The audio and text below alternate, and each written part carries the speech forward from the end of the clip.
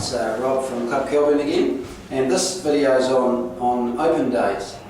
We touched on it briefly on the last video. I think every club should have an open day, maybe just once a year as part of your ongoing marketing that your marketing subcommittee organises.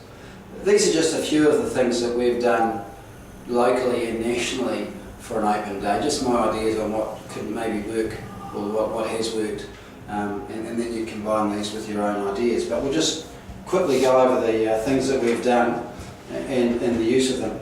I think one of the really good things about an open day is it gets the club, it's a really good catalyst for the club to focus on getting the place really spick and span and tidy, and make sure you've got all your programs in place so that you've got something to show them when they come in. So it's a bit of a really good focus point for the club to have everything looking good and get everybody behind you to get the club ready for an open day. When's a good time to have it? I reckon probably we've had them too early in the past. I think we want to look at mid to late April, even into May.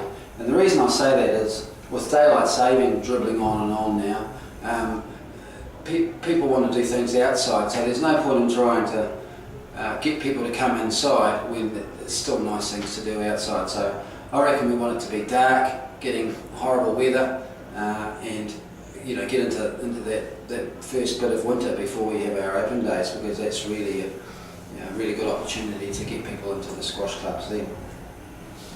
I think a Sunday's a good time to do it. Saturdays people are still playing their traditional sports, so I reckon Sunday 3 till 6, something like that, a 3-hour burst. You can have your club looking good, maybe just 3 hours or 4 hours, not too long you have to try and have everything looking great and try and have some momentum when people are there, have some activities going on. So that's what I think about when to have it and what time of the year. I think you really need to enlist the support of your members so that you make it a real opportunity for a member get member type activity. We talked about this briefly in the last video, but if you do a letter to your members saying, we've got this open day, we'd really like you to bring your family and friends along, and get them to do a little card. I mean, lots of these are such easy things to get published these days. Do a little card that advertises the open day and send 3 or 4 out to every member and plead with them to get somebody to come along to that event. So that's a really good thing to do.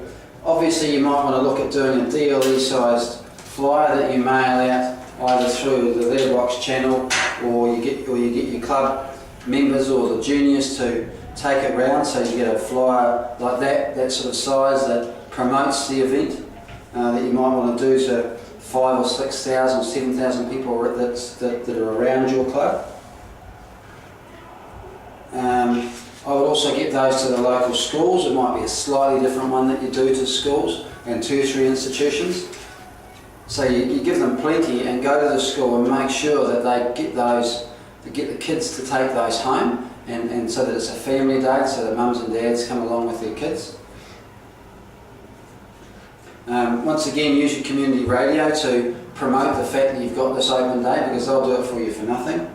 Talk to your local newspaper again, and make sure you get it in there one way or another, if you have to buy a little bit of space, depending on what sort of relationship you've got with them. You saw this corflute sign. Corflute signs are a good way to put a few of those around your neighbourhood only a few days. I'd only put those out a few days previous to the open day, but excuse me, they can be done digitally for not too much. If you're just getting in, you might get half a dozen of those done. I would even look at getting an open day banner that you would keep, maybe change the dates on. The canvas banner might cost you $300 or $400, but you can pull that out every year, or you can change and you have it outside the front of your club, or you can change the vinyl lettering on that and use that all year round, but maybe you get some vinyl lettering done on that for your open day.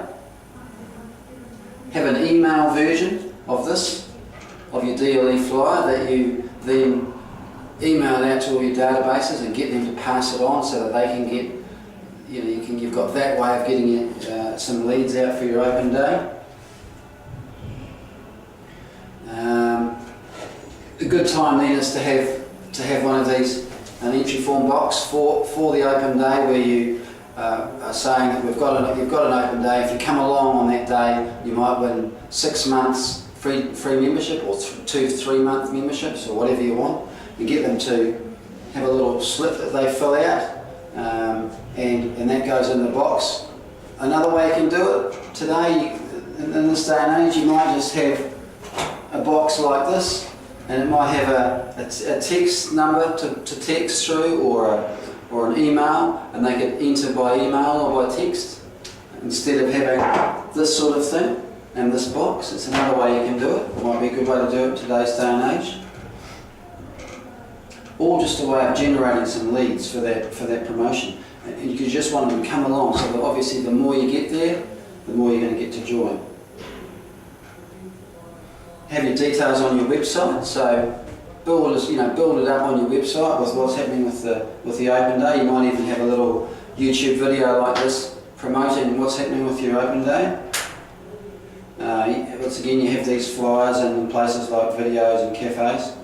Also on the day, obviously the club's got to look good. Maybe you've got your kitchen open, you've got some food going, you've got your best coaches on the courts, and you've got your gregarious salespeople that are there welcoming people in and have really got something to sell them and make the place feel really warm and open when they come in. So that's my ideas on an open day, and if you would like to discuss any of those, rob@clubk.co.nz, and I'll get back to you.